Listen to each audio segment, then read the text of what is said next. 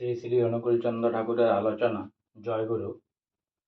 খুব ছোটবেলা থেকে তার মাঙ্গলিক সেহল ও সতর্ক দৃষ্টি পরিমণ্ডলের থেকেই বড় হয়েছি। দেশ বিদেশের কত জানা অজানা খাদ্যবস্তু যে খেয়েছি, তার অকৃত্রিম দয়ায় তার ইয়ত্তা নেই। ডিংরি গুচ্ছি কত রকম ফল মিষ্টি, যার বেশিরভাগেরই নাম জানি না। ছোটবেলায় জামাকাপড় বড় হয়ে যখন দয়াল ঠাকুরের নির্দেশে তার কাছে থেকে তার অমৃত নিঃসন্দি বাণীগুলি লেখা ও ছাপানোর বিভিন্ন কাজে যোগ দিই, তখনও বিশাল সাইজের ধুতি দিলেন এবং তখন থেকে ধুতি পরা আরম্ভ। অনেক কষ্টে ওই বৃহৎ বস্ত্রখানি সামলাতে হতো তখন। আজকে আমার শ্রী শ্রী অনুকূলচন্দ্র ঠাকুরের আলোচনা এখানেই সমাপ্ত হলো। তাই অনেক অনেক সাবস্ক্রাইব করুন, অনেক অনেক লাইক করুন আমার চ্যানেলটি, আর সঙ্গে বলুন জয় গুরু।